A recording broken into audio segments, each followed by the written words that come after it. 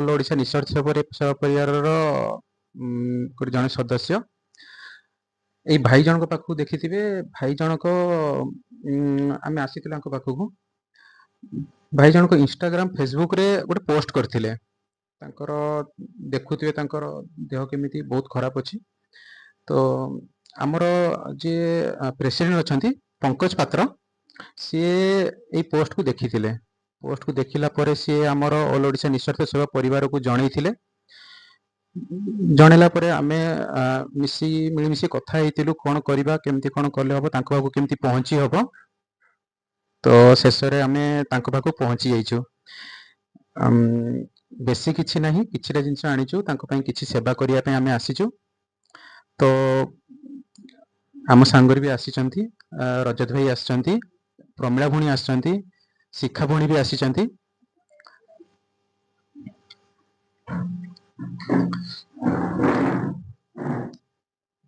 ଦେଖିବେ ଭାଇଙ୍କ ଜଣଙ୍କର ତ ଦେଖୁଥିବେ, ମାନେ ଆମେ ତାଙ୍କୁ ବେଶୀ କିଛି ତ ସାହାଯ୍ୟ କରିପାରୁନୁ, ଯେତିକି ସାହାଯ୍ୟ କରି ଯେତିକି ପାରିଛୁ ଆମେ ଆଣିକି ଦେଉଛୁ। ଆଉ କେସ୍ ଆକାରରେ ବି କିଛି ଆମେ ଦେଉଛୁ, ଆମେ ତାଙ୍କୁ ନିଅନ୍ତୁ 1000 ଟଙ୍କା ଅଛି, ମେଡିସିନ ବାବଦ ହଉ କୌଣସି କାମରେ କାର୍ଯ୍ୟରେ ଲଗେଇ ପାରିବେ। ତ ଆମର ଅଲ୍ ଓଡ଼ିଶା ନିଃଶର୍ତ ସେବା ପରିବାରର ପ୍ରେସିଡେଣ୍ଟ ପଙ୍କଜ ପାତ୍ର, ଭାଇସ୍ ପ୍ରେସିଡେଣ୍ଟ ଝାନ୍ସିରାଣୀ ମିଶ୍ର, ସାଧାରଣ ସମ୍ପାଦକ ମୁଁ ଚିତ୍ତରଞ୍ଜନ ପୃଷ୍ଟି, ମୋ ରଜତ ଭାଇ, ପ୍ରମିଳା ଭଉଣୀ, ଶିଖା ଭଉଣୀ ଆଉ ଅନ୍ୟ ସଦସ୍ୟମାନଙ୍କୁ ବି ମୋ ତରଫରୁ ବି ଧନ୍ୟବାଦ ଦେବି, ଯାକି ଆମେ କିଛିଟା ସେବା କରିପାରୁଛେ। ଏତିକି ଆମେ କହିବି ଯେ ଭଗବାନଙ୍କୁ ତ ଆମେ ଯୋଉଠି ଚାହିଁବା ସେଇଠି ଆମେ ଖୋଜିଲେ ପାଇଯିବା, କିନ୍ତୁ ଏଇ ଯୋଉ ସେବାଟା ଏଟା ନିଃସ୍ୱାର୍ଥ ହିସାବରେ ଯଦି କରିବା ବା ଆମେ କରୁଛେ, ଏଟା ଆମେ ଏପଟେ ଆମେ ସାହାଯ୍ୟ କରୁଛେ, ଯାହା ବି ସହଯୋଗ କରୁଛେ, କିନ୍ତୁ ଭଗବାନ ଆମକୁ ଅଲରେଡି ଅନ୍ୟ କୌଣସି ଜାଗାରେ ସହଯୋଗ କରିବ। ଆଉ ଏଇଟା ବି ମୋ ବାର୍ତ୍ତା ରହିବ, ଆପଣ ବି ଯଦି କୋଉଠି ଯାହାକୁ ଦେଖିବେ ଅସହାୟ ଅଛନ୍ତି, ଅସୁବିଧାରେ ପଡିଛନ୍ତି, ଆପଣ କୌଣସି ଦ୍ୱିଧାରେ କିଛି ଭାବିବେନି, ପ୍ରଥମେ କେମିତି ସିଏ ସାହାଯ୍ୟ ପାଇପାରିବେ ସେଇଟା ଟିକେ ଦେଖିବେ, ସେଇଟା ହିଁ ମୋର କେବଳ ବାର୍ତ୍ତା ରହିବ। ଜୟ ଜଗନ୍ନାଥ। କିଛି କୁହନ୍ତୁ। ନମସ୍କାର, ଜୟ ଜଗନ୍ନାଥ। ମୁଁ ଏ ନିଃଶର୍ତ ପରିଷେବାର ଜଣେ ସଦସ୍ୟ ମେମ୍ବର।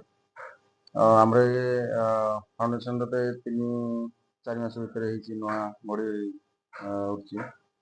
ତ ଆମର ମେମ୍ବର ପ୍ରଥମେ ଅଳ୍ପ ଥିଲେ, ତ ଏବେ 20-30 ଜଣ ହେଇଛନ୍ତି। ତ ଆମେ ପ୍ରତ୍ୟେକ ମାସ 3-4ଟା ଏବେ କାମ ଦେଖି ନେଉଛୁ ହାତକୁ, ବାକି ଅଧିକ କାମ ତ ନେଇ ହେଉନି ଯେହେତୁ ଆମର ରେଜିଷ୍ଟ୍ରେସନ ହେଇନି।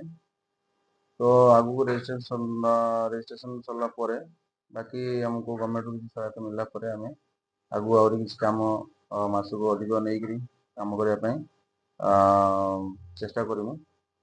ଆଉ ବାକି ଆମର ଅଲଗା ମେମ୍ବର ମାନେ ବି ଯାହା ଆମ ସମସ୍ତଙ୍କ ଭିତରେ କିଛି କଲେକ୍ସନ କରିକି ଆଜି ଭାଇଙ୍କ ପାଖରେ ଆସି ପହଞ୍ଚୁ। ଆଉ ଆଜି ସମସ୍ତେ ତ ଆସିବା ସମ୍ଭବ ନୁହଁ, ବହୁତ ଦୂରରୁ ସମସ୍ତେ ଅଛନ୍ତି, ଆମେ ଯେହେତୁ ପାଖାପାଖିରେ ଥିଲୁ ଆସିକି ପହଞ୍ଚିଲୁ। ବାକି ନେକ୍ସଟ ଟାଇମ୍ ପୁଣି କୋଉଠି କ'ଣ ହେଲେ ଦେଖିବୁ। ବାକି ଯଦି କାହାର କୋଉଠି ପ୍ରୋବ୍ଲେମ ହେଉଛି, ଅସୁବିଧା ହେଉଛି, ତ ଆପଣ ଆମର ଯେଉଁ ଫେସବୁକରେ ଦିଆଯାଇଛି ନମ୍ବର ଦିଆଯାଇଛି, ଯଦି ସେଥିରେ ଆପଣ କଣ୍ଟାକ୍ଟ କରିବେ, ଆପଣ ଯାଇକି ଫାଷ୍ଟ ଇନକ୍ୱାରି କରିବୁ।